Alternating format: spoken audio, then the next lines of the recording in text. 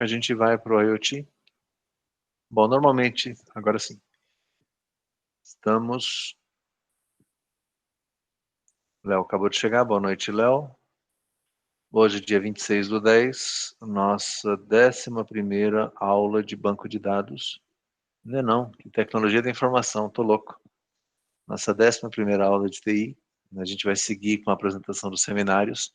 Primeira apresentação, a pedido do grupo, e se ninguém tiver nenhuma objeção, a gente vai com o grupo 7, que vai falar sobre internet das coisas. O grupo 7, ele é composto por Elisângela, Felipe, Fernando e o Samuel, tá? Marina, sem problemas, como o grupo 7 vai começar, até você arrumar o seu áudio, né, aí a gente checa se no próximo já está tudo ok. Tudo bem?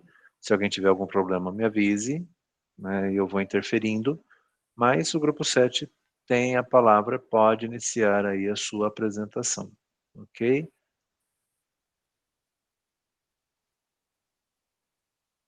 Ok, deixa eu apresentar aqui.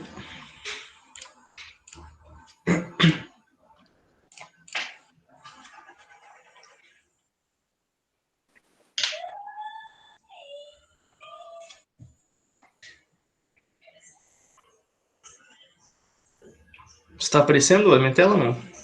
Está. Ok. Lá vem o Excel. Vamos iniciar então, acho que com o Fernando e a gente dá sequência. Tá, boa noite, professor, boa noite a todos.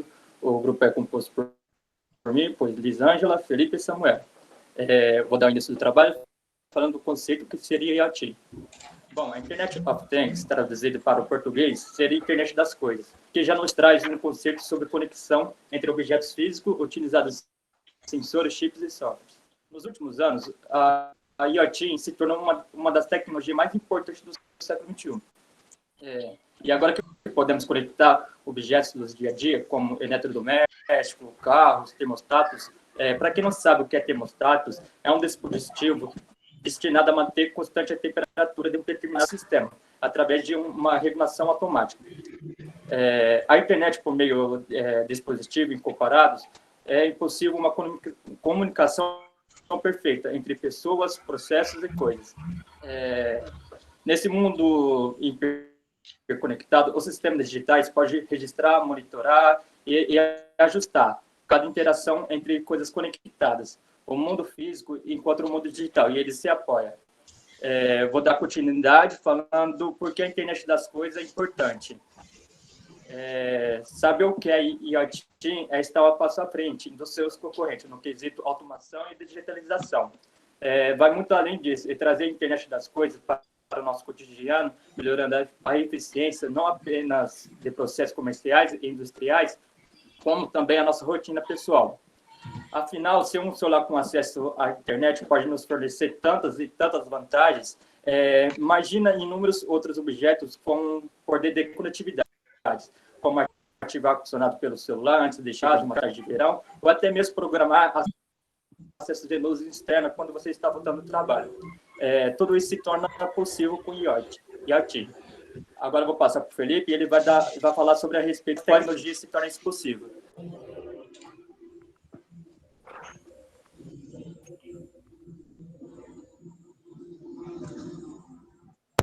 Estava mutado, desculpa. Bom, professor, vou falar um pouquinho dos beneficiadores da IoT. Embora é uma ideia que já exista há muito tempo, alguns avanços recentes na tecnologia acabou tornando isso mais prático. E eu vou citar alguns desses pontos. O acesso à tecnologia de sensores de baixo custo e de baixa potência. Esses sensores acabaram se tornando mais acessíveis e confiáveis e tornaram essa tecnologia possível para mais fabricantes. Por isso que a gente tem, ultimamente, vários investidores trabalhando nessa área. Então, o setor da conectividade também. Uma série de protocolos de rede, né, para a internet acabou facilitando a conexão desses sensores que estão sendo criados à nuvem e a outras coisas semelhantes, para uma transferência de dados mais eficiente. As plataformas de processo em nuvem. O aumento na disponibilidade dessas plataformas, né, de processo em nuvem acabou permitindo que empresas e consumidores tivessem uma infraestrutura para poder expandir os seus negócios sem precisar gerenciar tudo isso de maneira manual. Tá? Perdão. Machine Learning e análise avançada.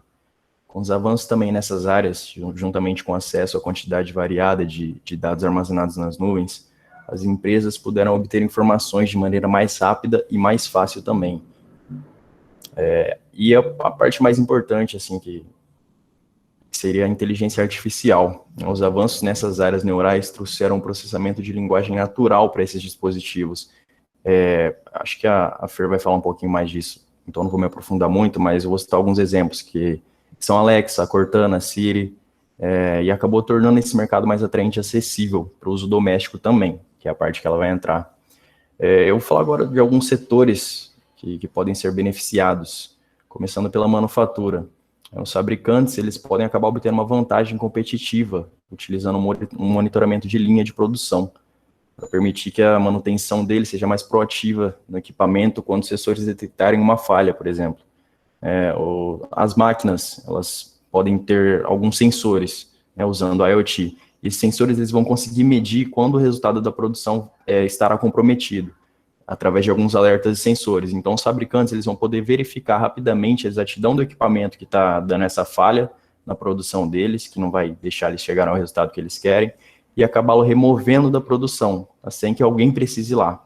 Tudo automaticamente. Isso vai reduzir custo operacional, vai melhorar tempo de atividade e o desempenho também da empresa. No setor automotivo, esses sensores, eles podem detectar...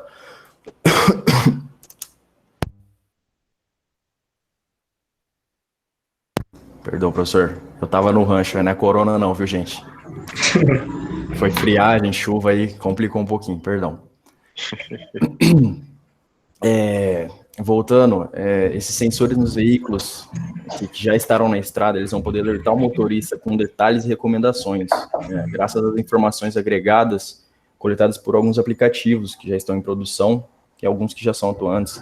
Esses fabricantes e fornecedores de automóveis, eles poderão saber mais sobre como manter os carros funcionando, eles poderão alertar também os proprietários dos carros dos futuros problemas que eles podem ter. Na parte agora do transporte e da logística, as frotas de carros, caminhões, navios, até trem, que transporta inventário, ele pode ser redirecionado com base nas condições meteorológicas, na disponibilidade do veículo também e na disponibilidade do motorista. A carga também em si, o inventário, ele pode ser equipado com alguns sensores para rastreamento e monitoramento do controle da temperatura. Um exemplo, algum caminhão que esteja transportando carne, a carga dele será monitorada de uma maneira automática e à distância, para poder manter a temperatura ambiente no determinado ponto da carne. No varejo, os aplicativos para IoT, eles podem permitir que as empresas gerenciem seus estoques de uma melhor maneira.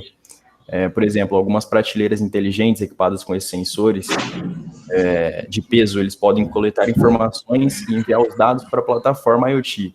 Dessa maneira, eles vão poder monitorar automaticamente o inventário e acionar quando precisar repor alguns itens que estiverem acabando. Tá? No setor público, as empresas de propriedade do governo, eu vou citar alguns exemplos nossos aqui mesmo, como a Samar CPFL, eles podem usar esses aplicativos baseados em IoT para notificar a população sobre algumas interrupções em massa e até mesmo sobre as menores, que vai acabar a água em tal dia, ou energia, de uma maneira mais eficiente do que ficar mandando aquela carta lá. A assistência médica também. Já existem alguns dispositivos utilizáveis para monitorar a saúde dos pacientes à distância. E nos setores gerais de segurança, muitos funcionários trabalham em ambientes perigosos. Por exemplo, tem funcionário que trabalha em mina em campo de petróleo, gás, usina química, de energia, e eles precisam saber sobre a ocorrência de um evento perigoso que pode acabar afetando a produção deles, o trabalho deles. E alguns aplicativos para IoT, eles são usados em dispositivos vestíveis, que podem monitorar a saúde humana e as condições ambientais desses trabalhadores. Agora eu vou passar a palavra para a Fer.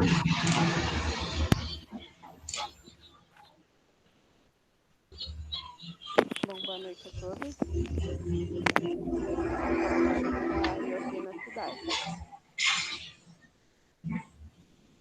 Começar pela iluminação do espaço público.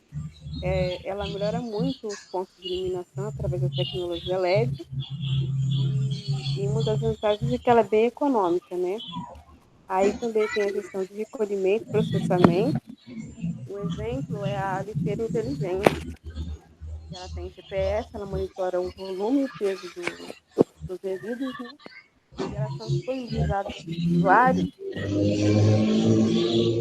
pode ser acessada pelo computador ou pelo smartphone, né? E o usuário pode consultar a lixeira mais próxima e a quantidade de resíduo que tem em cada uma. E essa também é uma forma de monitorar a poluição, né? Aí tem também a automação de estacionamento. Já tem algumas cidades. Só aqui em Guarapari ainda não tem.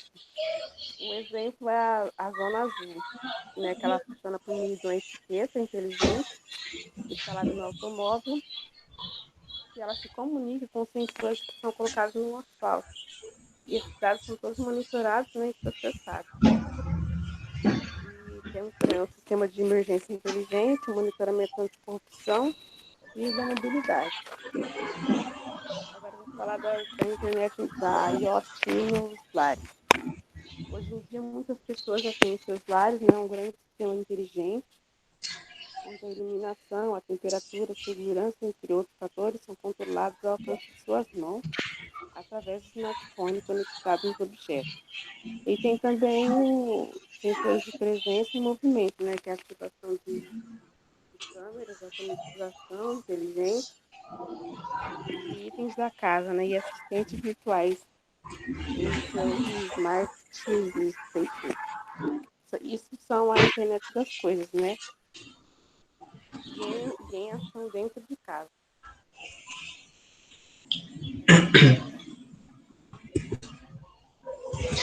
Só para completar, esse Smart Speaks seria o que o Felipe acabou comentando também, da Cortana, da Siri, tem até a Samsung que está com a Bixby. São aqueles aparelhos que eu falei Bixby, acendeu o meu celular aqui. São aqueles aparelhos que você compra, deixa lá, e por eles você consegue controlar luz, caixa de som, televisão. Tem bastante pessoas que compram um LED, por exemplo, e conseguem ir trocando de cor pelo celular, automatizar várias coisas. E vamos agora para a conclusão. Na conclusão, eu acabei não escrevendo nada aqui, mas para deixar que eu vou comentar, vai ser algo mais falado mesmo, sobre a IoT, como ela influencia para a evolução das indústrias, por exemplo, né, que a gente tem a atual indústria 3.0, que ela é caracterizada pela automação de robôs.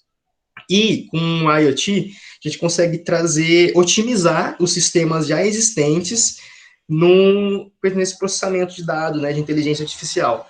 E o Felipe tinha comentado também sobre a inteligência artificial, ele tinha falado sobre machine learning. O que seria esse machine learning? Seria o aprendizado da máquina. Por exemplo, o que o Fernando tinha falado sobre você está voltando do trabalho, você programa para ir acendendo as luzes, ou então para ir ligando o ar-condicionado já. Conforme você vai fazendo isso várias e várias vezes, a máquina ela vai aprendendo e aí ela vai sendo mais autônoma em questão de fazer isso aí para te beneficiar. Vamos lá, voltando para a indústria 4.0. Ele aumentaria a eficiência da produção de bens nos processos industriais com o auxílio da internet das coisas, né? E proporcionaria um menor gasto com produção, mão de obra e aumentaria em muito a gestão de qualidade. E a produção, distribuição, tanto é que o Felipe comentou também da logística e tudo mais. A gente tem que ver também que a internet das coisas, a IoT, ela é um termo, digamos, novo até, que vem sendo processado e melhorado a cada dia. Se eu não me engano, o professor me corrija, esse nome foi gerado de uma apresentação que Kevin Ashton fez lá na P&G em 1999. Foi daí que surgiu esse termo IoT. Tá correto, professor? Parabéns, tirou 10. Tá. E agora trazendo um pouco mais para o nosso ramo, que é o ramo contábil, eu peguei num blog aqui, que é esse último link, cinco exemplos, né, do que a IoT poderia impactar. O aumento de dados, de segurança de dados. A gente sabe que no setor contábil, se você vaza, por exemplo, os dados de uma empresa, você está ferrado. É seu nome que está lá e você não pode colocar aí. Vai dar prisão, vai dar um monte de coisa. Então, aí com a IoT, consegue melhorar em muito, porque vai ter vários sistemas conectados de criptografia, tudo mais. Tem gente que acha que isso estando mais conectado pode piorar a segurança, dar mais chance de invasão, mas sabendo usar certinho, é até mais seguro do que deixar tudo nos documentos guardados numa caixa. Otimização de custo e de tempo, que é tudo que a gente já começou falando já, que vai auxiliar em muito, você não precisa fazer vários processos, você consegue ir direto a um ponto usando, sei lá, um celular. Melhor gestão de informação de dados. As transações financeiras, pagamentos, não precisa, por exemplo, na lotérica pagar, você consegue pagar pelo celular, vários aspectos que a internet vai estar ajudando. Agora, eu vou citar os dois últimos, otimização dos serviços de consultoria. Tinha outro nome que eu estava tentando lembrar, mas me deu um branco agora. Calma que eu vou lembrar. A consultoria seria mais auditoria também, né? Com o fisco, por exemplo, vai lá no seu sistema para olhar, ele consegue olhar de longe. Agora também com a pandemia, todo mundo trabalhando no home office, ficou bem mais fácil também. E ficou, digamos que para ser fraudado isso, para você sabotar, entre aspas, seria mais complicado, porque com o fisco tendo lá acesso em 24 horas do dia o seu sistema. Você vai lá, lança algo no sistema e automaticamente ele já tem noção disso, porque está tudo conectado. Então você não vai conseguir deixar algo. Vai ser mais difícil de fraudar algo. E o aumento também das performances dos colaboradores. E acredito que seja isso. Encerramos.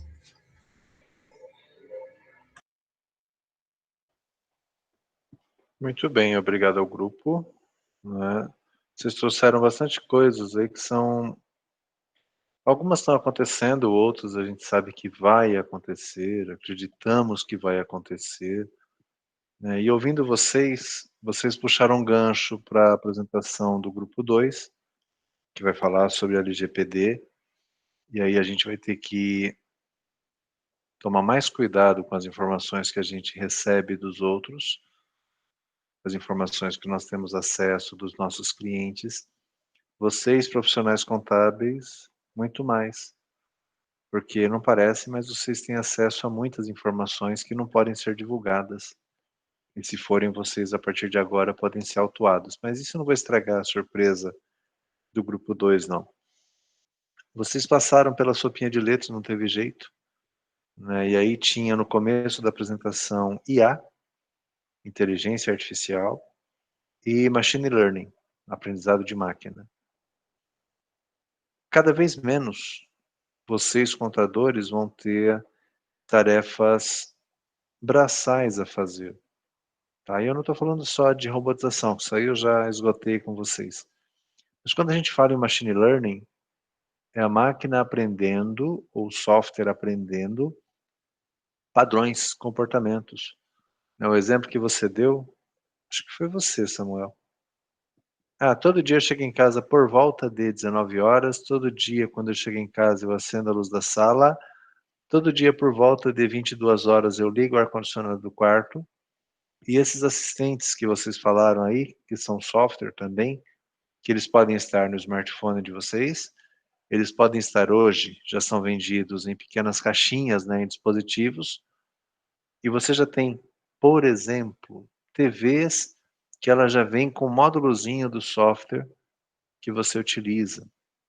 Né? Para quê? Para começar a aprender e aguardar as suas preferências. Que hora você liga, que hora você desliga, que tipo de programa você mais assiste, que tipo de séries, né, você está acostumado a assistir. A gente tem isso hoje, ainda não é IoT, só que nós temos algoritmos hoje, algoritmos são programas, tá?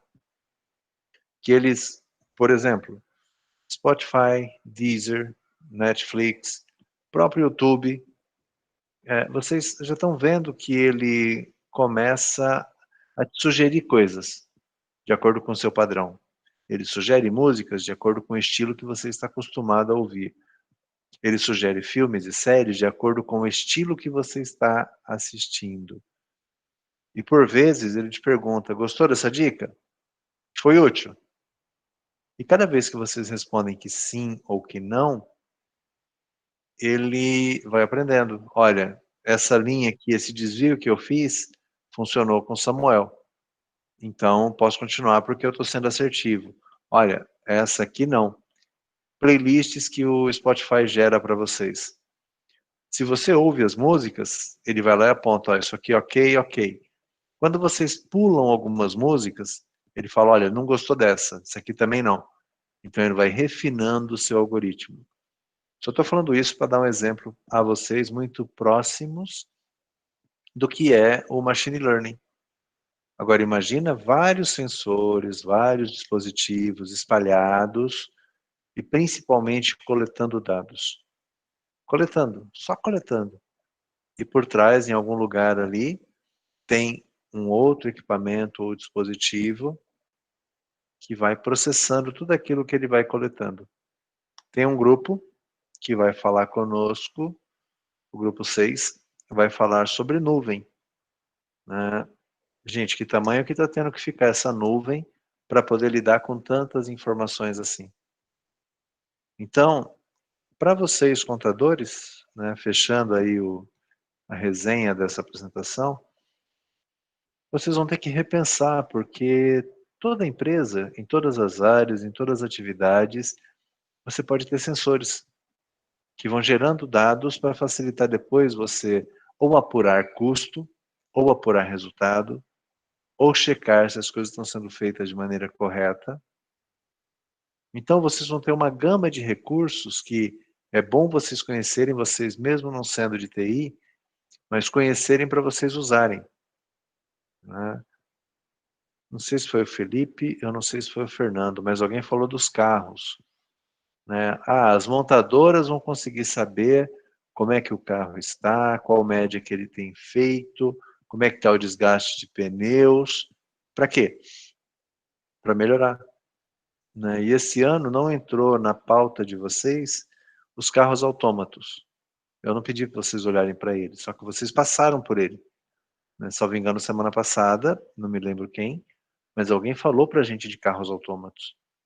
Poxa, qual que é o índice? Qual que é a duração? Se eu tenho sensores, eu vou ter um alerta. Olha, é a hora de você trocar a sua célula de bateria, porque ela já não está durando tantos quilômetros de autonomia.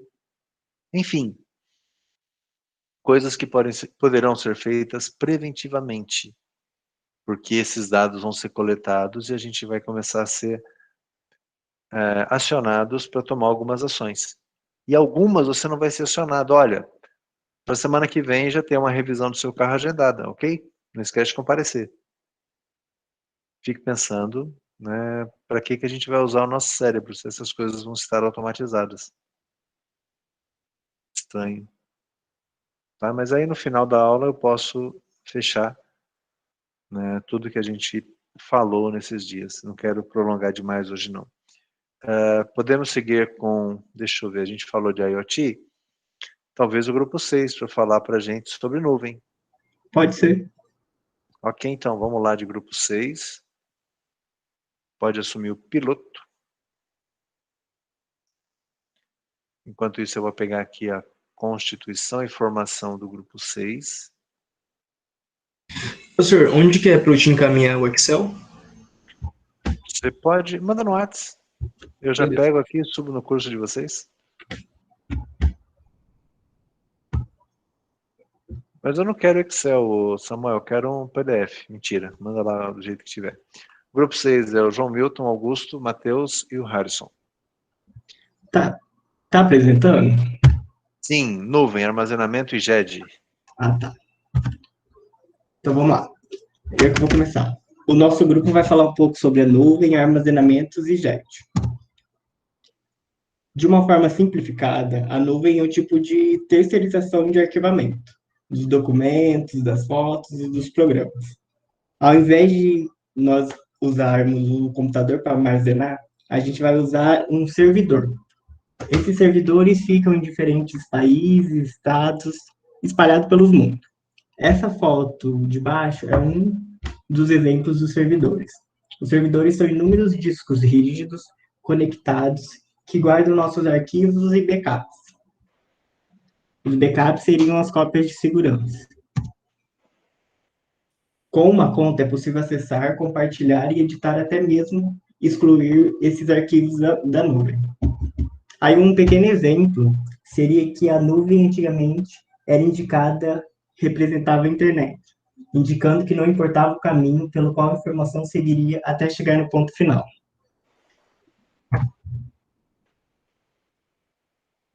Aí o Patrick vai falar um pouco sobre os serviços da nuvem. Boa noite, pessoal. Boa noite, professor. Boa noite. Vou falar sobre os principais serviços de nuvem atualmente, talvez não os principais, mas pelo menos os mais conhecidos entre a gente aqui, até porque está inserido, né, no nosso dia a dia. O primeiro seria aí o Dropbox, o Google Drive, nós listamos aí também o OneDrive e o iCloud. Pode passar, fazendo favor. Como eu disse,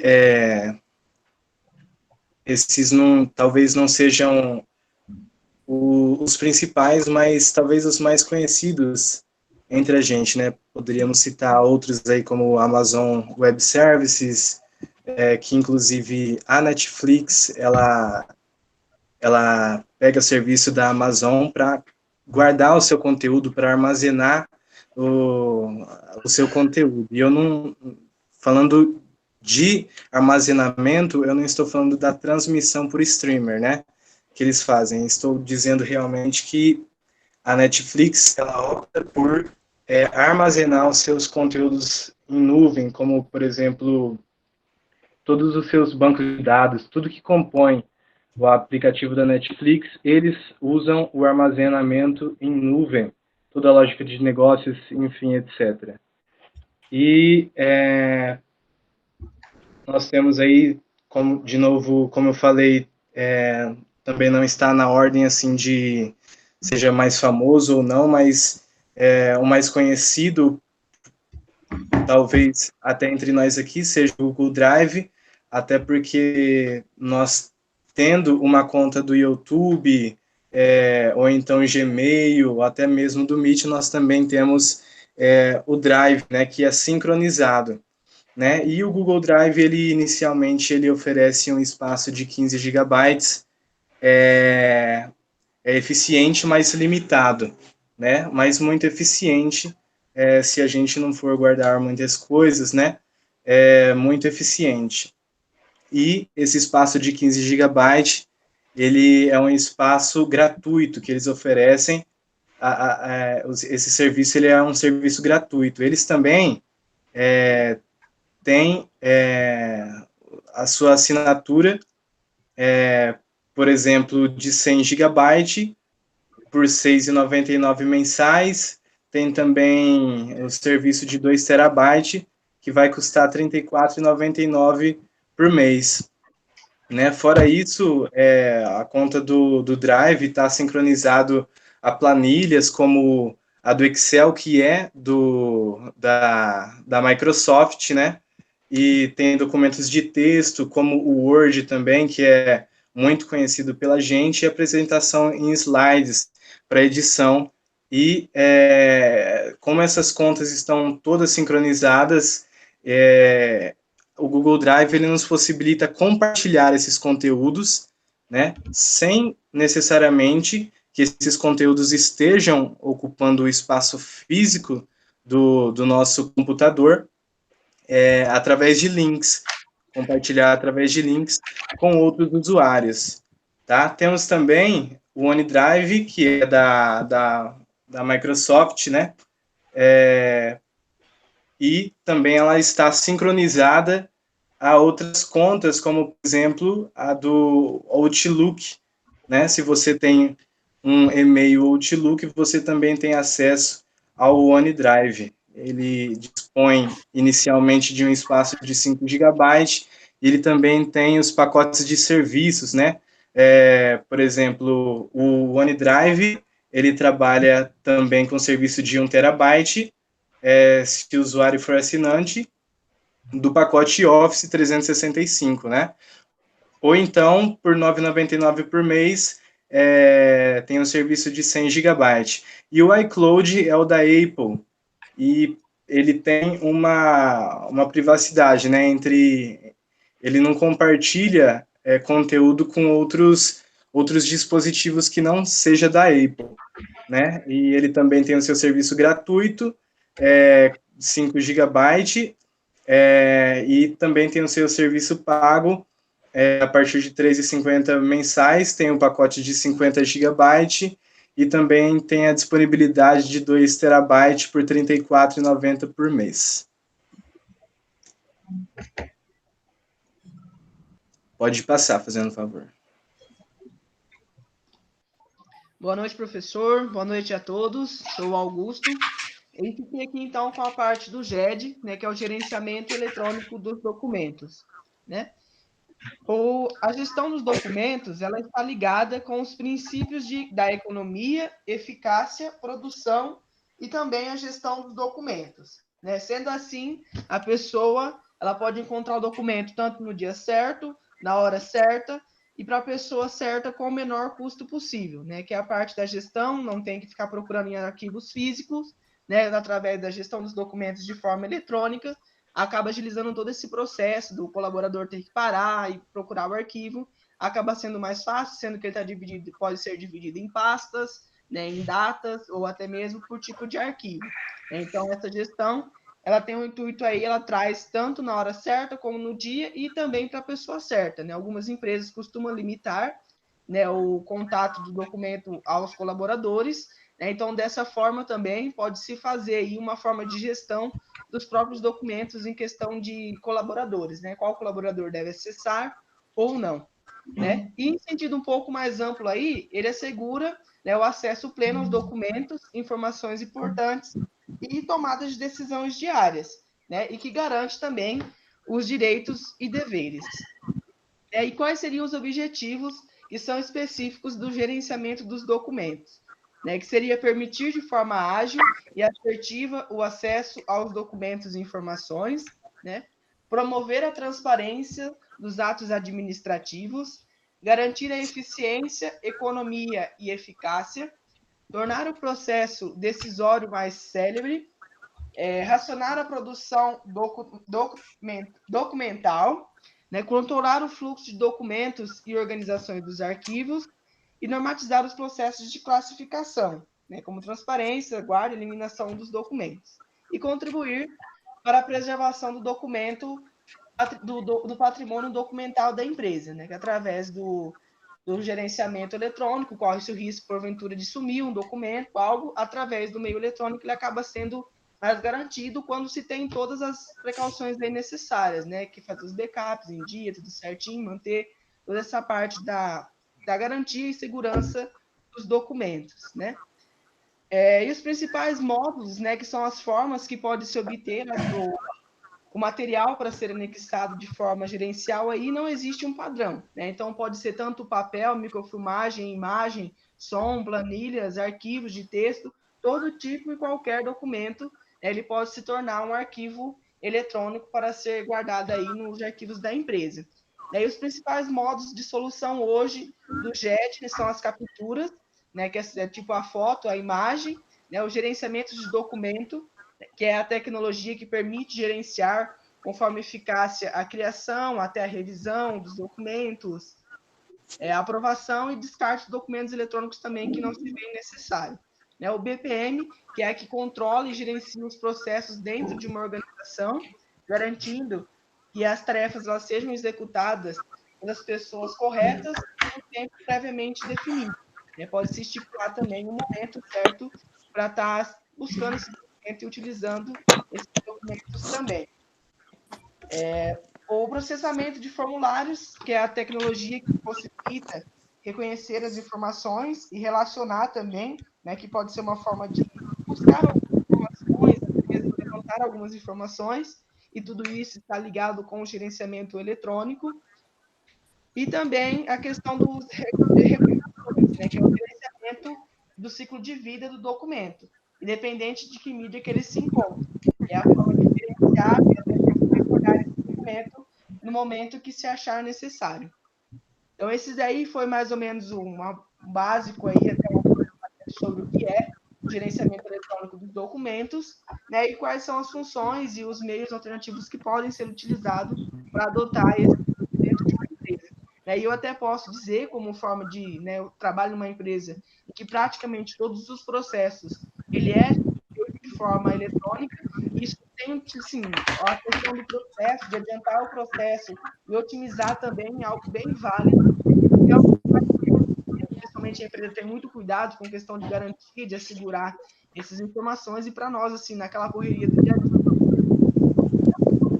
você separa com pastas, onde é separado por data, por documento, por setor, né, que é responsável por aquela documentação, então utiliza muito, até mesmo um retorno para o cliente, né? Ah, eu queria saber quanto que eu paguei de tal imposto no mês 5. A gente abre a pasta que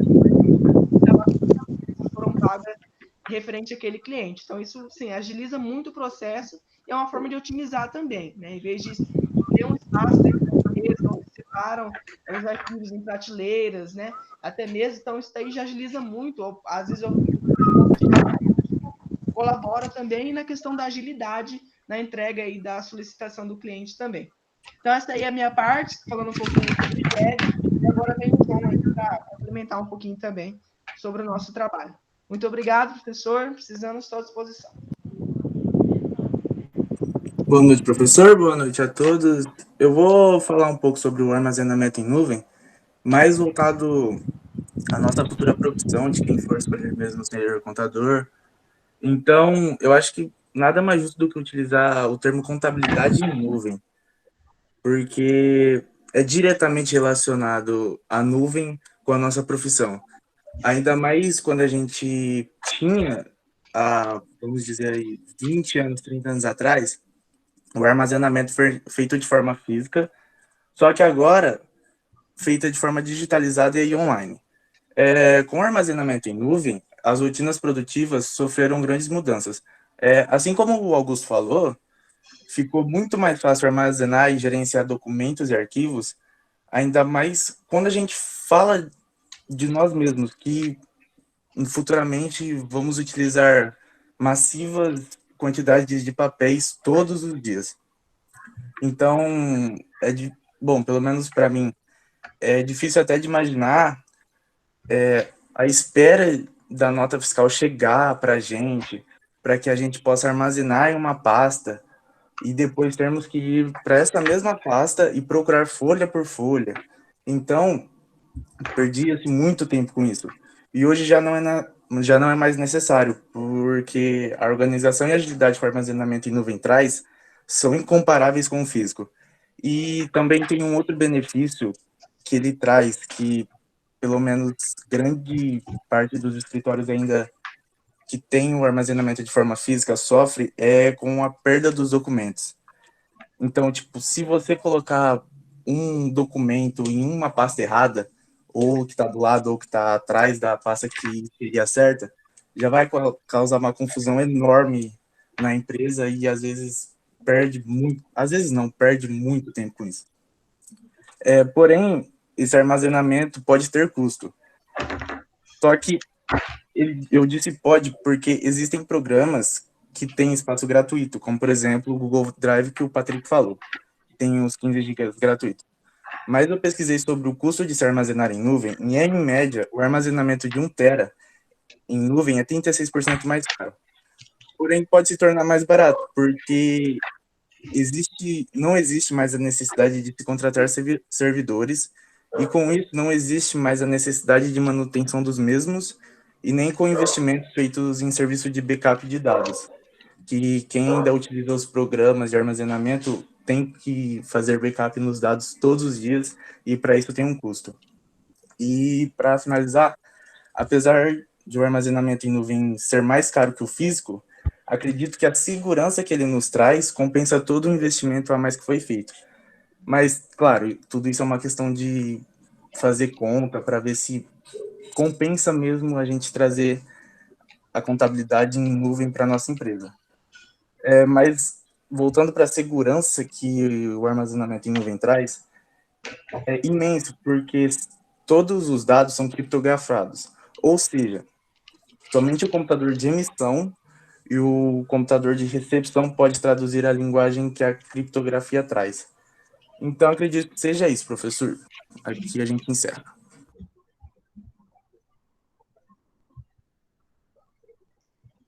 Ok, obrigado ao grupo. Bom, vocês já conhecem de nuvem, vocês já sabem, já utilizam, né, os serviços principais que o grupo trouxe. É de conhecimento de todos vocês. Por acaso, né, e agora é minha vez, né, eu vou iniciar minha apresentação também. Por acaso, nesses dias eu estou trabalhando, e eu tenho uma data, se não me engano, até amanhã, para tomar uma resolução, né? Então, uma empresa que eu trabalho, ela precisa de mais servidores. E aí, eles estão avaliando o custo de nuvem. Ok, um Excel para vocês aí, tá aparecendo? Tá aparecendo, professor. Obrigado. Então, olha só, aqui são algumas... Deixa eu ver, alguém apareceu aqui? Ou fui só eu? Deve ter sido eu. Estamos cotando alguns serviços em nuvem, tá? Não importa o que é bem isso aqui, mas cada um desses seria, vai lá, uma máquina, tá? Ok, mas eu quero chamar a atenção de vocês para isso aqui, ó. E aí no finalzinho o pessoal disse que, olha, cuidado que às vezes é 36% mais caro o armazenamento, tá? Não importa muito com quem que eu estou cotando, mas olha só, ele está me trazendo um custo mensal para essas máquinas aqui, de R$10.540, ok? Com desconto, olha que beleza, 25% de desconto, me sai R$8.000 por mês.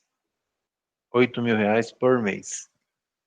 Tudo em nuvem, não tem que adquirir equipamento de hardware, nem manutenção, nem fazer upgrade.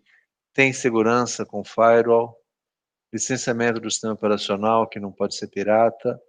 Total, backup diário, recover disaster. Quer dizer, aconteceu algum problema, em até 4 horas, eles montam uma máquina igual à máquina que deu problema.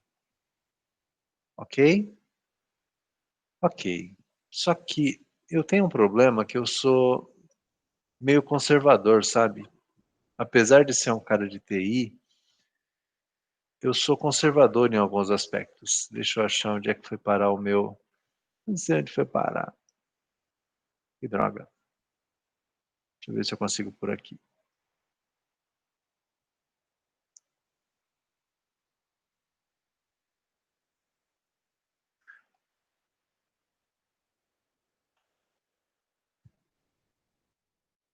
Ah, achei vocês. Tudo bem. Aí eu quero mostrar uma outra coisa para vocês, tá?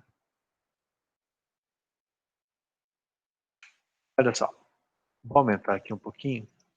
Aí aqui, eu falei, olha, cota para mim um computador para poder servir tudo aquilo lá que vocês querem colocar em nuvem, tá bom? Então, duvido que alguém nessa sala tenha um processador Intel Core i9. Alguém tem um Core i9? Não tem, duvido, né? Que o processador custa isso aqui, R$4.000. Enfim, não importa muito, memória, né? Mas eu quero mostrar para vocês o finalzinho aqui dessa cotação. Olha só. Subtotal dos produtos, 13.860. Ok? E aí vocês, contadores, parar de partilhar. Vocês, contadores, vocês vão aprender a fazer uma conta que é o ROI. O que é ROI? Retorno sobre investimento. Um dinheiro que você coloca, em quanto tempo você recupera, ou em quanto tempo você paga aquilo e não vai gastar mais. Para vocês pensarem, e eu não tenho nada contra a nuvem, eu até gosto de nuvem, para algumas coisas. Eu mostrei para vocês que a mensalidade que eles queriam cobrar ali era de R$10.000, ok? Mostrei para vocês que se eu comprar uma máquina, eu gasto R$13.000, ok? Fazendo uma conta muito simples. Chicão, tem energia, tem ar-condicionado, você tem que fazer backup, tá? Vou imaginar que eu gaste mais R$7.000 para comprar ar-condicionado, para pagar a conta de luz e para fazer um backup. Pode ser em nuvem, tá? Não precisa ser um backup local. 20.000. Se eu pago 10.000 por mês, a cada 2 meses eu pago uma máquina nova com todo o serviço que ela vai consumir. Vale a pena? Eu acho que não. Por quê? Porque eu vou ter uma despesa alta e por quanto tempo isso? Enquanto a minha empresa existir. Enquanto eu usar o serviço, eu vou pagar. Quando que eu paro de pagar aquilo? Nunca. É parecido, que vocês vão ter que fazer essas comparações, é parecido com você adquirir um imóvel e você pagar aluguel. Você adquiriu, em algum momento, vai estar quitado, vai estar pago, você não gasta mais, é seu. Você pagando aluguel, você vai pagar aluguel todo o tempo que você precisar ter aquele imóvel. No caso, todo o tempo que eu precisar usar aquele servidor, eu vou ter que pagar aluguel por ele. Só para vocês pensarem, tá? Eu procurei trazer a apresentação do grupo e eu coloquei 2 elementos a mais, para vocês conseguirem, contadores, olhar números, tá? Quanto se gasta, quanto se usa, por quanto tempo eu gasto, quando eu paro de gastar. E vocês viram que realmente o valor não é baixo. Mas, em algumas situações, vale a pena.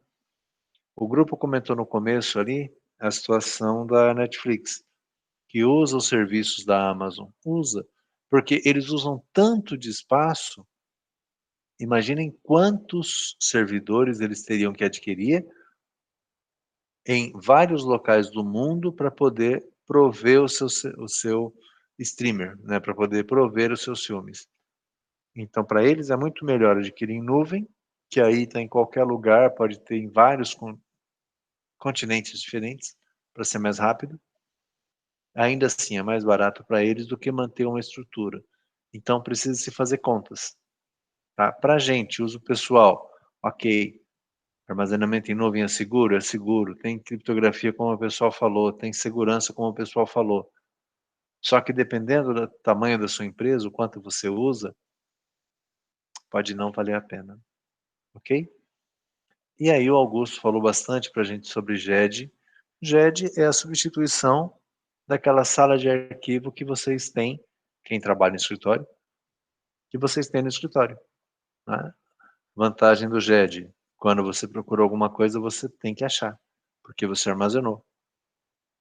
Vai na salinha procurar aquela nota fiscal de 2005, emitida no mês de agosto, daquele frigorífico que está sendo lá investigado.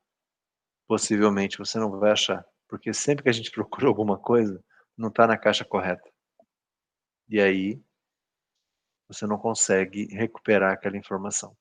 Com GED, tem estrutura, tem mecanismos, tem critérios para a gente recuperar os dados que são armazenados. Ok?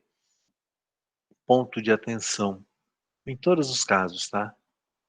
Ok, eu contratei um GED e eu coloco a vida do meu escritório nesse GED. O que acontece quando eu resolver mudar? Tudo que estava armazenado no A, eu consigo levar para o novo? Porque vocês têm responsabilidade sobre as informações que vocês guardam dos seus clientes. Então, um ponto de preocupação para vocês, quando vocês escolherem qualquer serviço, tem que pensar um pouquinho lá na frente. O que vai acontecer se eu resolver rescindir esse serviço? Como é que eu fico? Como é que eu tenho acesso a essas informações. Tem alguns lugares que não dão isso para você. E aí você fica vendido. Então, bastante cuidado quando vocês escolherem. É legal, é prático, é funcional, é seguro, mas vocês precisam pensar no depois, quando alguma coisa der errado. Como é que você se resguarda? Finalizei o contrato, eu vou ter uma cópia de tudo aquilo que é meu? Se eu vou ter uma cópia, em que formato que isso vai vir? Como é que eu faço para abrir? Eu consigo abrir? Não, só vale enquanto você tiver o contrato conosco. Né? Só fechando o exemplo, há mais ou menos 5 anos atrás, eu usava um software. Chamava-se Contas Online. Eu pagava um valorzinho por mês e todo o controle financeiro da empresa eu fazia nele. Só que chegou uma hora que ele não me atendia. O que eu tive que fazer? Talvez 2, 3 anos depois. Eu troquei o sistema. Eu fui para um outro chamado Conta Azul. E trabalhei nele mais uns 2 anos. E troquei de novo. Que informação que eu recebi agora? Né, alguns alertas por e-mail. Olha, aquela sua conta do Contas Online, ela vai ser desativada, tá bom? Ele não falou que ia me dar meus dados. E eu preciso ter esses dados. E agora? Agora, sinto muito. Perdi tudo aquilo. Então, cuidado com as escolhas que vocês podem fazer para as empresas que vocês trabalham. Ok? Muito bem. Antes de entrarmos lá no grupo 5, eu gostaria de ouvir o grupo 2. Lei Geral de Proteção de Dados, que afeta diretamente vocês, para depois a gente falar do que vai acontecer com a área de vocês. Tá? O grupo 2, que vai falar de LGPD. Professor, o Carlos vai compartilhar a tela aí, só um minutinho. Ok, Albertino. Como eu faço para compartilhar a tela aqui? Na parte inferior aqui, lá na barrinha onde você finaliza a aula comigo, tem lá, apresentar agora. Peraí, clica ali. Do lado direito da sua tela. Tô vendo aqui. Beleza. Então o grupo 2 é composto pelo Carlos, pela Marina. Espero que a Marina tenha resolvido a questão de áudio dela. E pelo Albertino. Escutando? Sim, perfeito. Então tá tudo certo. Obrigada. Por nada, boa apresentação a vocês.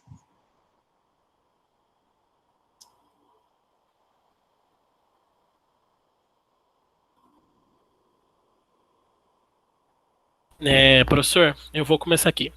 Okay. Boa noite a todos, meu nome é Albertino. Eu vou falar sobre LGPD. O cara... Tio, tá trolando. Professor, só um minuto. Eu vou falar sobre LGPD. LGPD é a sigla adotada para designar Lei Geral da Proteção de Dados, que é a Lei 13.709. Ela entrou em vigor em agosto de 2020 e afetará a maioria das empresas brasileiras. Mesmo com a lei em vigor, não temos a criação da ANPD, que significa Autoridade Nacional de Proteção de Dados, onde as regras de funcionamento dessa autoridade só vai valer a partir do momento que o diretor-presidente do órgão ser escolhido pelo presidente da República. Pode passar. LGPD prorrogada. As empresas ganharam mais tempo para se adaptarem à Lei Geral de Proteção de Dados. As normas deveriam ter entrado em vigor em agosto deste ano e só vão passar a valer a partir de maio de 2021. A decisão foi constada no Diário Oficial em 29 de abril e foi assinada pelo presidente Jair Bolsonaro. Pode passar, Carlos. Passa 2. Pode passar. Por que a LGPD foi criada? Ela foi criada para proteger os dados pessoais dos brasileiros que são compartilhados de forma digital. Ela estabelece regras para o uso, coleta, armazenamento e compartilhamento de dados, tanto de usuários de empresas públicas e privadas. O principal objetivo é garantir mais segurança, privacidade e transparência no uso de informações pessoais. Pode ir, Carlos. Bom, professor, agora é minha parte. Tá saindo meu áudio? Sim. Eu vou estar falando sobre os princípios básicos e direitos dos titulares segundo a LGPD. A base da LGPD é o consentimento, ou seja, é necessário solicitar a autorização do titular dos dados antes do tratamento ser realizado. Por exemplo, uma organização pública ou privada pode, sem precisar pedir novo consentimento, tratar dados tornados anteriormente e manifestamente públicos pelo cidadão. Agora, eu quero estar falando sobre direitos de dados dos titulares. Todo titular ele tem direito e obrigação, né? Ele tem o direito de confirmar a existência do tratamento de dados, acesso aos dados, correção de dados incompletos, inexatos ou desatualizados, anonimação, bloqueio ou eliminação de dados necessários, excessivos ou tratados em desconformidade, a portabilidade dos dados a outro fornecedor de serviço ou produtos. Um dos princípios da LGBT, eu queria falar uns 10 princípios, que um deles são o princípio da adequação, o princípio da necessidade, o princípio da transparência, o princípio do livre acesso, qualidade dos dados, o princípio da segurança, da prevenção, o princípio de responsabilização e prestação das contas. Mapeamento de processos internos e externos. O mapeamento de dados refere-se a um documento essencial quando estamos no processo de adequação às normas de proteção de dados, como a LGPD no Brasil. O mapeamento de dados torna-se cada vez mais popular com a entrada em vigor da legislação de proteção de dados, como a GDPR. Agora eu queria estar falando sobre os direitos de pessoas naturais, titulares de dados e assegurado.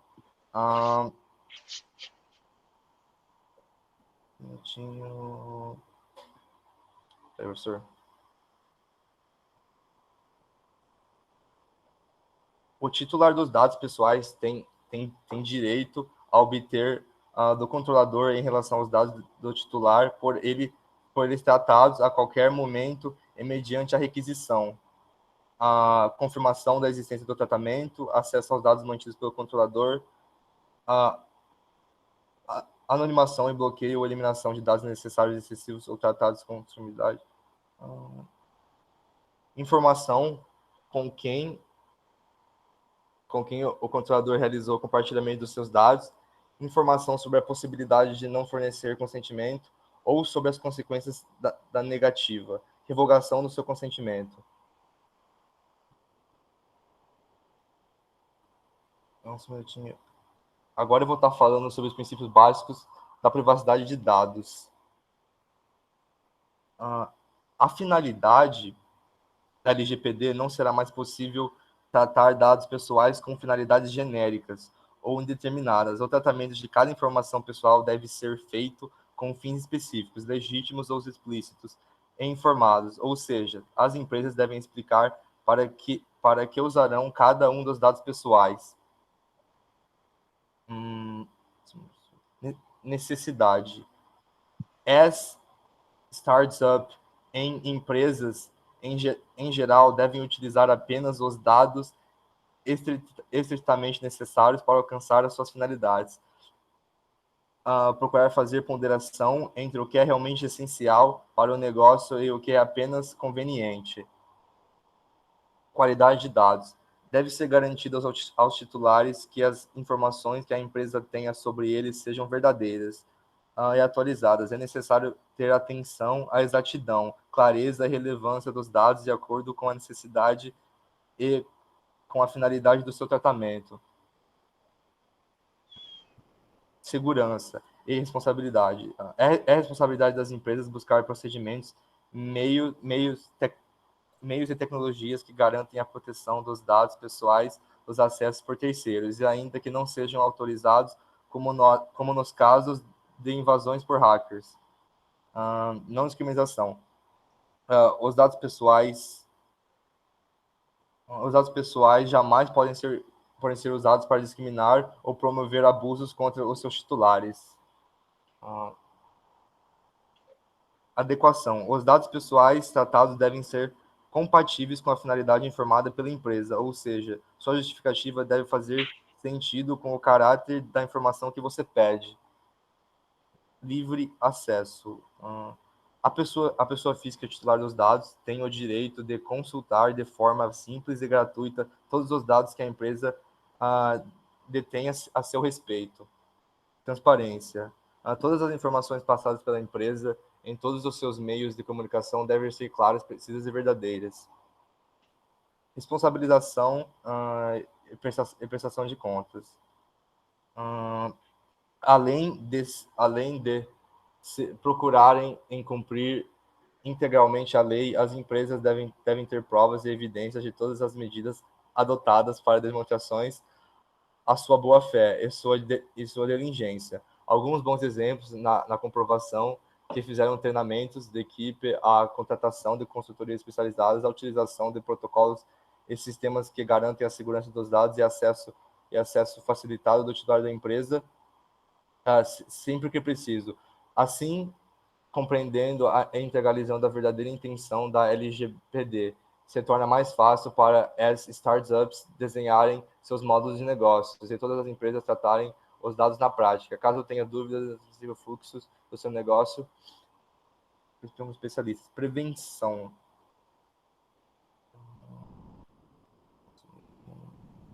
O princípio da prevenção objetiva é que as empresas adotam medidas prévias para evitar a ocorrência de danos em virtude do tratamento de dados pessoais, ou seja, as empresas devem agir antes dos problemas, não somente depois. Bom, agora eu vou estar passando para o nosso grupo. Oi, boa noite, é a Marina. Oi, Carlos, você volta um slide, fazendo um favor? Sim. Caralho. Isso.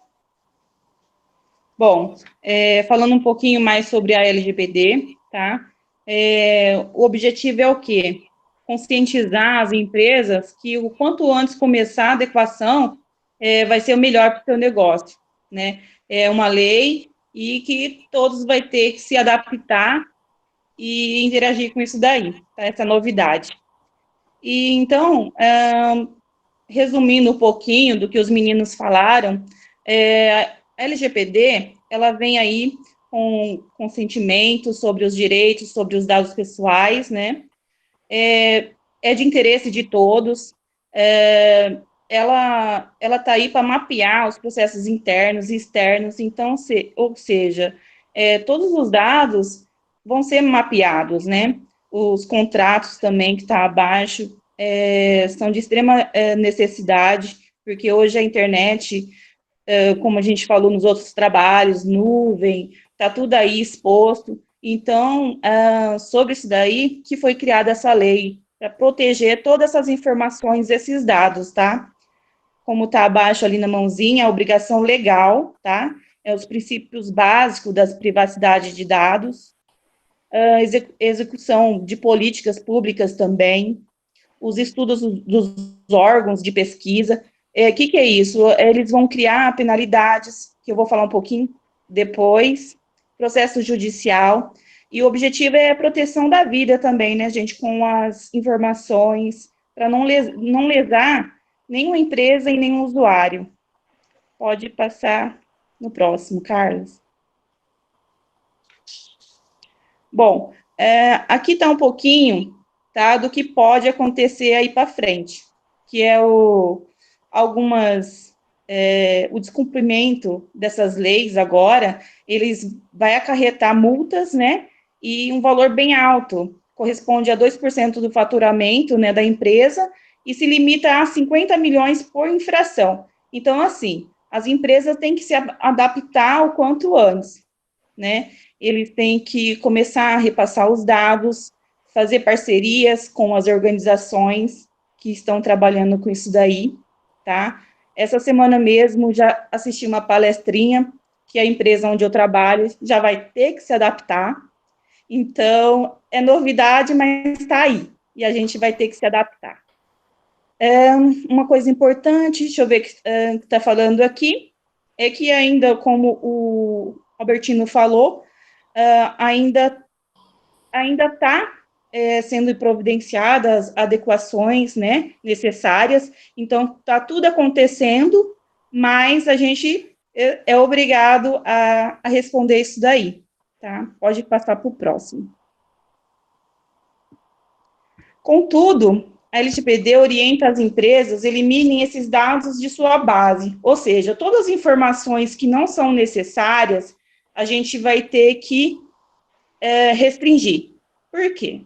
Quanto mais tecnologia, quanto mais informação, a gente vai ter que se adaptar, não é tudo que pode ficar exposto, porque no futuro aquilo ali pode ser usado até contra a própria empresa.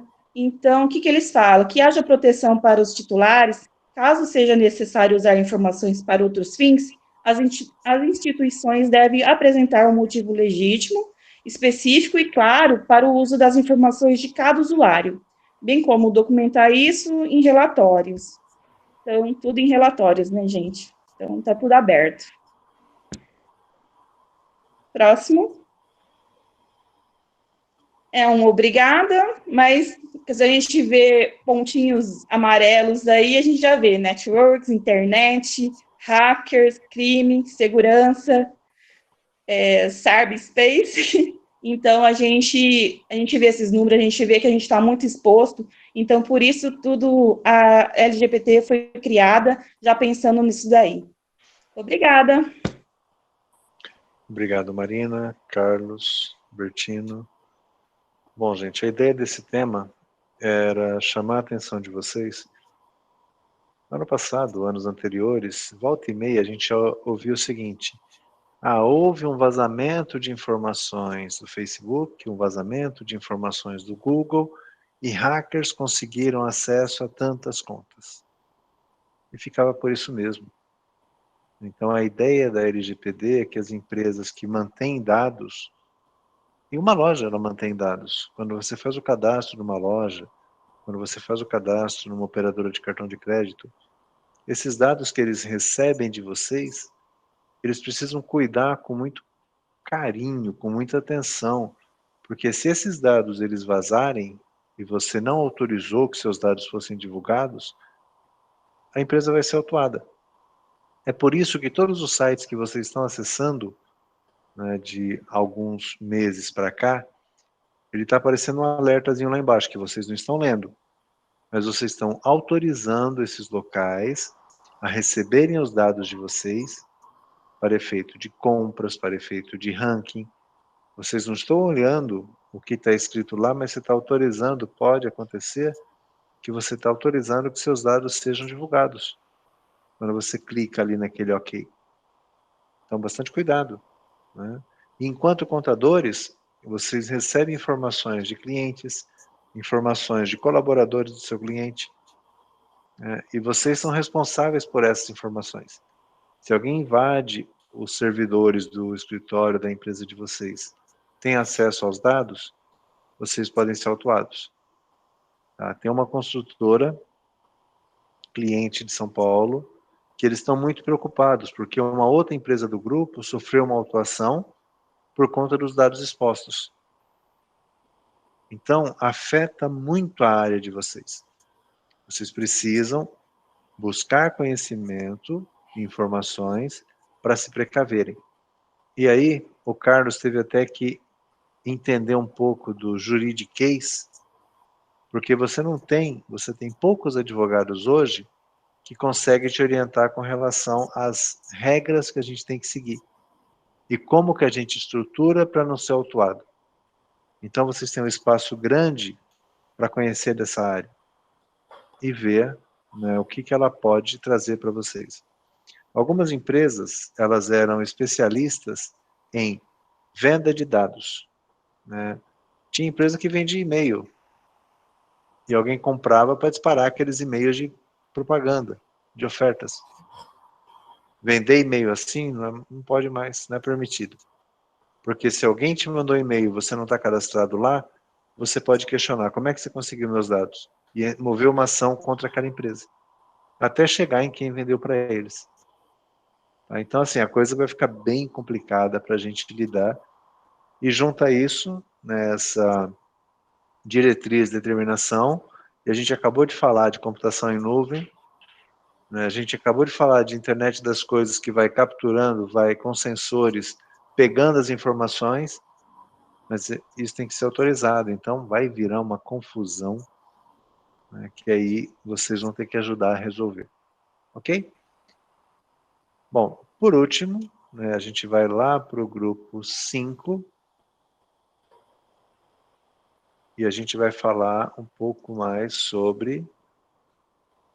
Ok, gostei desse. Né, sobre o que vai acontecer com a profissão de vocês. Então, agradeço ao Carlos Albertino e à Marina. E agora vamos para... Valeu, professor. Valeu. Vamos falar sobre o futuro da profissão contábil, que é decorrência, inclusive, e eu disse a vocês, é decorrência de um post, né, que foi feito lá no nosso fórum durante as nossas semanas, onde vocês colocavam pautas. O grupo 5. Boa noite, professor. Júlia. Boa noite, Júlia. A Isabela, a Maressa, Ana Carolina e Juliene. Com vocês.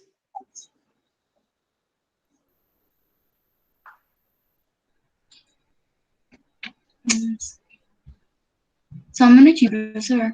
Ok. Estou tranquilo. Eu já mudei para o meu escritório aqui para saber o que vai acontecer com ele.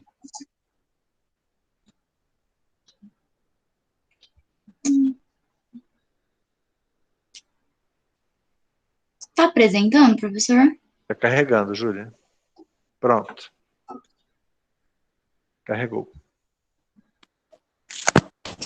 Boa noite, professor. Eu sou a Maressa e nosso grupo vai falar sobre o futuro da profissão contábil. Pode passar, Júlia.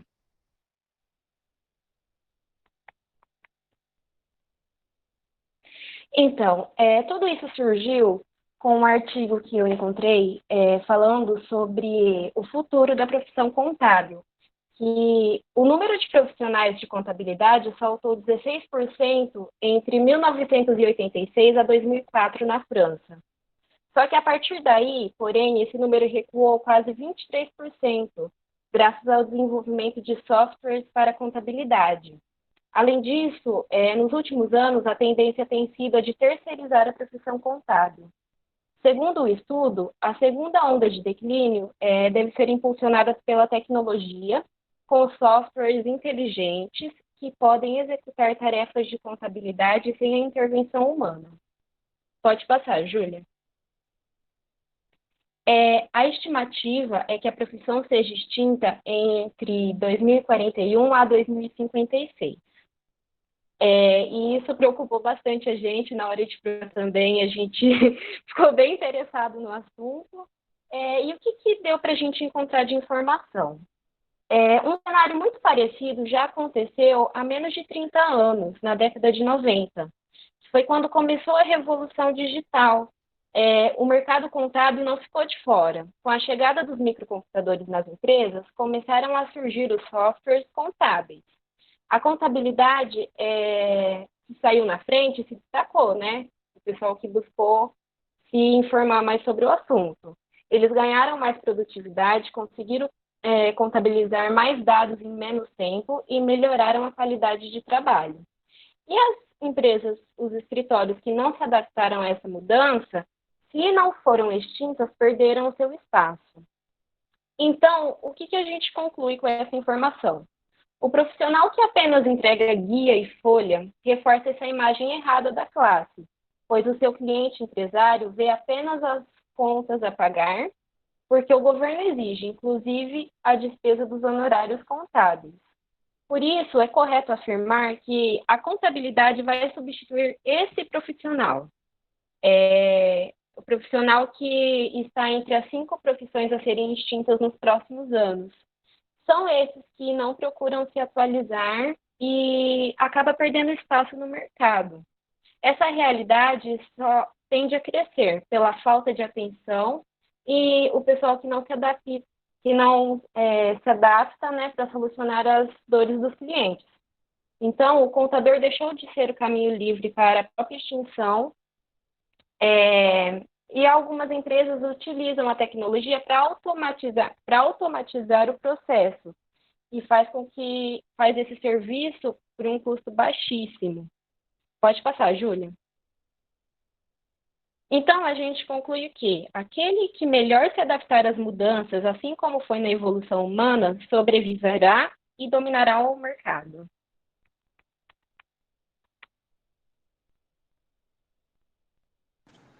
Bem, professor, vou falar um pouquinho sobre a transformação digital. É impossível negar a importância da tecnologia nos processos de uma empresa contábil.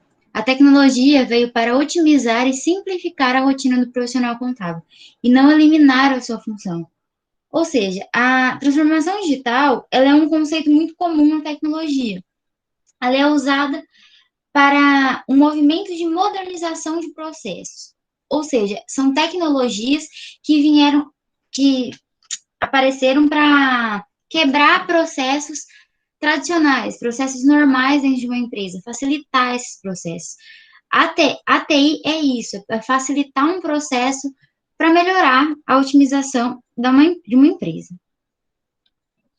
Maneiras estratégicas para a utilização da tecnologia.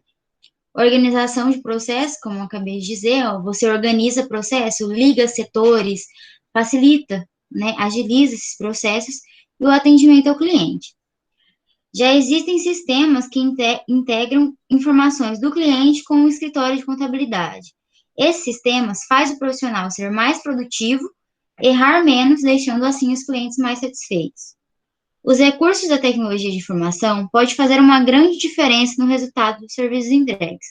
Quem está atento às principais tendências da área de TI pode utilizar diversas ferramentas para aumentar a produtividade.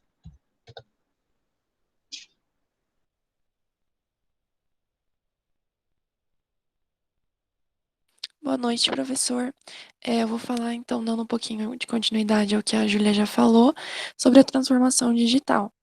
Então, como a Júlia falou, ela veio para otimizar e simplificar a rotina do profissional e não para eliminar a sua função. Então, a transformação digital é capaz de impactar a rotina do escritório contábil de duas maneiras estratégicas, tanto na organização dos processos, como no atendimento ao cliente. Então, nós podemos ver isso com o uso de algumas ferramentas, como a inteligência artificial, a aplicação dos chatbots no atendimento. O chatbot é um programa de computador que tenta simular o ser humano na conversação com as pessoas. Então, o objetivo é responder as perguntas de tal forma que as pessoas tenham a impressão de estar conversando com outra pessoa e não com um programa de computador. Uso de sistemas em cloud computing, que é a computação em nuvem, como nós já falamos. A Big Data, nós já falamos em aula também, que é a análise e a interpretação de grandes volumes de dados de grande variedade. Então, para isso são necessárias soluções específicas para a Big Data que permitam aos profissionais de TI trabalhar com informações não estruturadas em uma grande velocidade. E tem também os sistemas como ERP, que é o Planejamento de Recursos Empresariais. É um sistema de informação que interliga todos os dados e processos de uma organização em um único sistema. Pode passar o slide, Júlia. Certo, então falando sobre os benefícios da transformação digital. Então, ao fazer parte dessa inovação, tudo fica mais simples e acessível. Então, na transformação digital, a tecnologia para a contabilidade automatizou, de fato, muitas tarefas manuais que eram realizadas pelo contador. Então, alguns dos benefícios que nós listamos aqui no trabalho é a melhor otimização do tempo, melhor contato com os clientes, gerar maior valor à empresa, atendimento aos clientes do país todo por meio da internet, utilizando softwares em nuvem de gestão. Pode passar. Automatização do processo interno, triplicar o número de clientes com o auxílio de um assistente virtual, criado por meio da inteligência artificial, e aumento da produtividade. Então, o contador do futuro, com a produtividade gerada pela automação dos processos internos da contabilidade, ele terá mais tempo não apenas para olhar o cliente e se relacionar com os empresários para entender o que eles estão sentindo, mas para focar nele e aplicar de fato a ciência contábil, deixando de ser algo automático e repetitivo. Então, um único contador conseguirá atender centenas de empresas e gerar muito mais valor do que o contador do passado, que mal consegue manter o contábil em dia, né, de poucas empresas. Então, agora eu passo a palavra para a Isabela. Boa noite, eu vou falar um pouco sobre as habilidades que o contador do futuro precisa ter. A primeira de todas, você precisa ser uma pessoa de confiança, porque você vai lidar com informações confidenciais da empresa e essas informações não poderá vazar.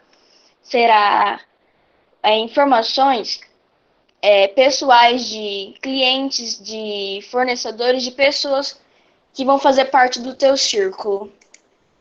A segunda coisa, você precisa estar por dentro de tudo, porque a cada dia são informações novas surgindo, são tecnologias novas surgindo, e você precisa estar por dentro de tudo para estar apresentando essas informações para a sua empresa. Você precisa criar projetos,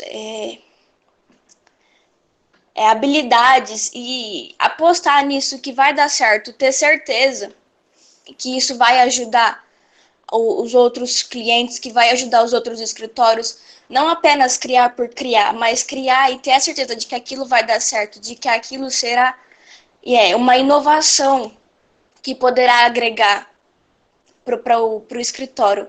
Não agregar para o escritório, mas agregar para você, porque no teu currículo ele vai que você ajudou, que você criou essa nova tecnologia. Você precisa buscar cada dia mais capacitação de forma continuada. Você precisa cada dia mais se informar, fazer cursos, estar por dentro de tudo. Você precisa ter uma visão estratégica daquilo, não só do que está nos apresentando agora, mas uma visão estratégica do futuro, do que nos espera lá na frente. Você precisa desenvolver competências novas, não querer roubar aquilo que não querer se engrandecer naquilo que outra pessoa criou, mas você precisa criar a sua ideia, ter a capacidade de sugerir, acompanhar, implementar sistemas contábeis, mostrar ser uma pessoa apta para aquele cargo, aquilo que o seu gerente te pedir, você se mostrar apto, você se mostrar disposto a ajudar a tomar as decisões necessárias. Você precisa ser um especialista. E para finalizar aqui, nossos slides tem uma frase que eu achei muito interessante, que diz assim: por isso, não deixe de se atualizar e conhecer a fundo as peculiaridades do mercado contábil. Isso fará toda a diferença para seu sucesso profissional. Então, como eu disse, não fique por fora do mundo digital. A cada dia é uma notícia nova, a cada dia é uma habilidade nova surgindo. Então não fique por fora, sempre esteja por dentro, porque isso só irá acrescentar cada vez mais no seu futuro. Você ajudará bastante na tua empresa, dando ideias, e é isso. Passo a palavra agora.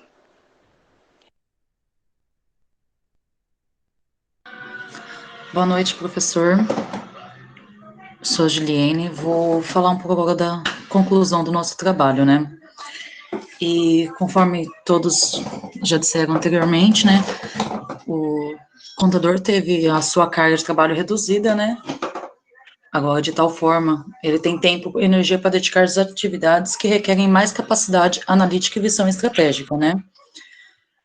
E, como ela disse também, a Marissa, mas um pouco anterior, houve uma mudança parecida na década de 90, né? Teve uma evolução, o qual diminuiu um pouco o trabalho e já entrou um pouco do software aí no nosso setor, né, de contabilidade. E diante de uma evolução natural e necessária e do avanço da tecnologia, o desafio do contador na contabilidade no futuro é acompanhar as mudanças, buscando conhecer as novas tecnologias, né? E para quem não se adaptar, né, creio aí que estará ficando para trás, como algumas profissões já foram extintas. O contador provavelmente não será, mas o que não se adaptar ficará em desprivilégio aí, né? Será, como fala, irão... desculpa, professor, fugiu a palavra agora, mas Ele vai ser irão... substituído mesmo, né? Isso. Pode passar o slide, por favor. E as novas tecnologias podem otimizar, mas não substituir o trabalho do contador. Então, isso é uma parte positiva, né, no nosso futuro, pois ele irá ajudar bastante, mas nossa função ainda será necessária para um desenvolvimento mais completo, né, melhor, e os contadores estão evoluindo, a contabilidade está evoluindo, e o futuro está mais próximo do que a gente pode imaginar. Pois a estimativa da extinção da contabilidade estaria entre 2041 e 2056, segundo as pesquisas que nós fizemos, né? Então, se a gente parar para analisar, assim, não é algo tão distante, né? Põe aí mais 20 anos. Estamos estudando agora 2020, começando, né? Quando nós terminamos estaremos em 2024. Já será, então, aí 16 anos só, né? Então, é algo que, tipo assim, nós precisamos realmente acordar e procurar já, no que ir se formando, já ir se atualizando, né? E a qualidade não é mais um diferencial, né? Mas sim uma obrigação. E se usarmos a tecnologia ao nosso favor, né? Irá nos facilitar e ajudar, assim, desempenhando muito melhor a nossa função e não sendo extinto, né? Eu tenho um irmão formado em TI, eu acho que é uma ótima área, né? Mas eu não consegui focar nisso. Ele está já em São Paulo lá há 10 anos. Tentei aprender algumas coisas com ele, mas acho que é uma ótima área, e se a gente adaptar ela no nosso dia a dia, né? Eu acho que toda profissão, né, hoje é necessária da TI, não é só o contador. Eu vejo também os médicos mesmo, hoje que eu trabalho lá no pronto-socorro, a gente está tentando implantar um pouco mais de... Tentamos, né? Implantar um pouco mais de software para dar uma agilizada nos processos, né? De início não foi bem aceito pelos médicos, não, viu? Eles fizeram recuar, cortaram tudo, eles não aceitaram, não, e sobrou tudo para nós, lá do administrativo, né? Que ficamos lá. Mas, então, com todo esse estudo, a gente vê que, principalmente na nossa área, vai ser uma coisa que não vai ter o que escapar. Nós vamos ter que fazer realmente isso, se quisermos manter na nossa profissão, né? E é isso aí, professor. Desculpa o nervosismo. Imagina, Juliane, obrigado. Bom, gente, obrigado ao grupo, né, como um todo, mas vejam, né, é impressionante como a gente vai se assimilar e a gente vai depender cada vez mais de robôs, né? Daqui a pouco eles vão incorporar a vida de vocês aí, vão fazer parte do dia a dia. Só que o grande recado, né, que eu tinha para vocês ao longo de todas as apresentações era que vocês pudessem, principalmente, que vocês pudessem entender que a realidade ela está mudando. Vocês vão receber ao longo do curso vários sinais. E aí vai depender de vocês mudar a cabeça de vocês, que a gente chama tecnicamente de mindset, né, o conjunto de habilidades que você tem, o seu kit de ferramentas, e saber que vocês precisam buscar mais. E que vocês acomodados, vocês vão ficar no tempo. Vão terminar uma graduação e não vão conseguir atuar, porque as coisas vão estar mais dinâmicas. Então, se adaptar a essas mudanças é o grande desafio, né? Propositalmente, né, eu aproveitei uma postagem que a Marissa fez lá no nosso fórum, levei isso para essa pesquisa que elas aprofundaram um pouco mais, né, e a notícia para vocês é assim, olha, vai acabar, para assustar, né, mas aí ao longo da apresentação delas, o recado foi, se você mudar alguns aspectos, se você desenvolver algumas habilidades, não acaba. Mas depende de vocês. Tá? Obrigado a todos vocês pela pesquisa. Muito legal. Né? Para mim é muito gratificante ouvir vocês falando algumas coisas, né? Algumas coisas mais complexas. Então isso para mim mostra amadurecimento, tá? Mostra que vocês estão evoluindo, que vocês estão crescendo. Alguns de vocês já podiam ter essa habilidade, mérito, mas gostaria que vocês agora, apesar do nervosismo, Juliane, eu gostaria que vocês olhassem para vocês hoje, após essas apresentações, e olhassem para vocês lá no primeiro semestre, quando vocês começaram a faculdade. Tenho quase certeza que hoje vocês não são os mesmos que começaram o curso há mais ou menos 10 meses atrás. Quase 11. Sejam 10. Vocês não são os mesmos. Olha a carga de conhecimento que vocês vêm desenvolvendo, e isso não é minha disciplina não, tá? É o conjunto. Né? É o ensino superior que traz isso para vocês. A desinibição, porque né, a Juliane falou que estava nervosa. Por que estava nervosa? Porque não está acostumada a falar em público, e agora vocês não estão falando em público. Vocês estão mais expostos ainda, porque tudo que vocês fizeram durante essas aulas ficou gravado.